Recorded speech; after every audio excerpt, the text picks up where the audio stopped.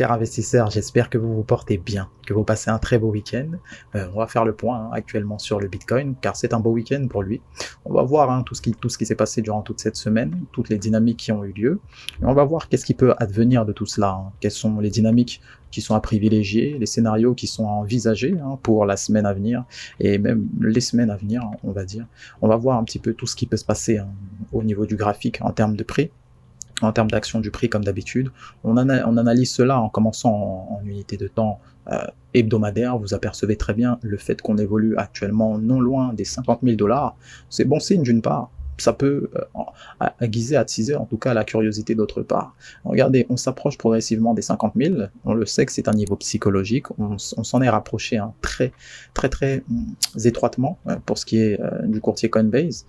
Donc on ne les a pas touchés véritablement. On sait que c'est la zone médiane pour atteindre les 100 000, les 100 000 $. Donc on prend notre temps, certes. On voit que les intervenants, ils ont véritablement de la force pour pousser ce marché parce qu'on y avance lentement mais sûrement. Mais ça attise aussi la curiosité. Pourquoi? Parce que on devrait aussi se mettre à la place des intervenants. Vous savez très bien qu'on n'est pas seul, sur ce marché, on est contre des milliardaires, on est contre des grandes banques, on est contre beaucoup d'intervenants qui ont pas mal de capitaux. Effectivement, il est important de se mettre à la place de ces intervenants parfois. Donc on approche lentement mais sûrement des 50 000, mais on sait que plus on se rapproche de ces zones élevées, plus aussi la psychologie des intervenants est tirée vers la hausse, c'est-à-dire qu'on est optimiste. On est optimiste à l'issue de la poursuite de ce fameux bull run. Alors, n'est-ce pas là, en tout cas, où est-ce qu'on devrait être beaucoup plus curieux? Pourquoi? Parce que ça peut très bien redescendre, ça peut très bien redescendre, aller rechercher des bas juste en dessous de marché, pour attiser en tout cas notre frayeur, la frayeur de certains. Donc, on a toutes les éventualités en tête. On sait que là, c'est quasiment la 5e semaine de hausse qu'on enchaîne. Donc, ça fait plus d'un mois de hausse, d'accord, consécutif sur le Bitcoin. C'est pas mauvais du tout, puisque ça a été accompagné de respiration à chaque début de semaine, quasiment. Donc en soi, on peut dire que c'est plus ou moins correct, plus ou moins sain, mais une bougie rouge, les semaines à venir, ça ne va pas manquer, d'accord.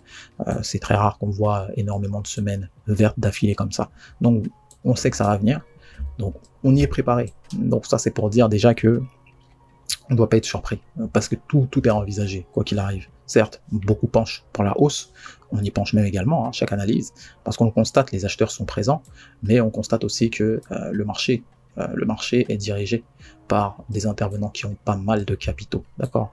On va en unité de temps journalière, en zoomant même d'abord, pour s'apercevoir que en termes d'action du prix, on a eu une bougie baissière.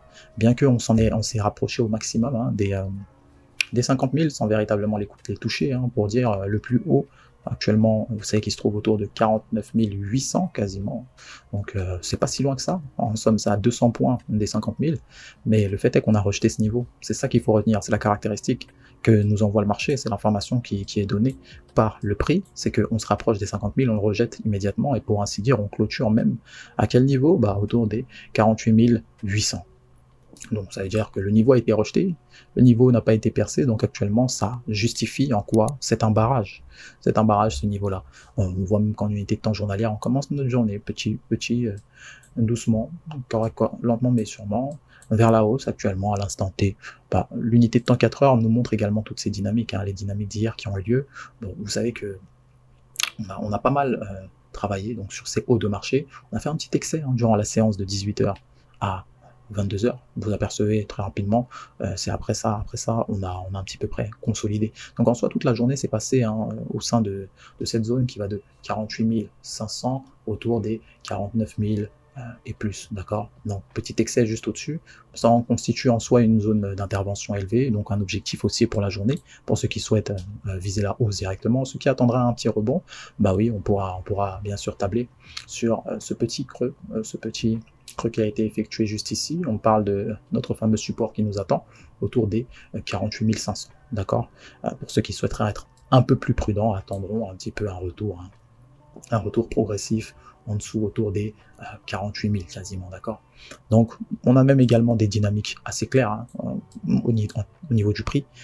En soi, on oscille autour de la Tenkan hein, depuis pas mal de moments. Donc en soi, on a défini cette zone de latéralisation, donc entre nos deux bornes qu'on a défini, donc qui nous tient depuis hier. Donc le tout, c'est de voir est-ce qu'on va venir retaper la zone basse.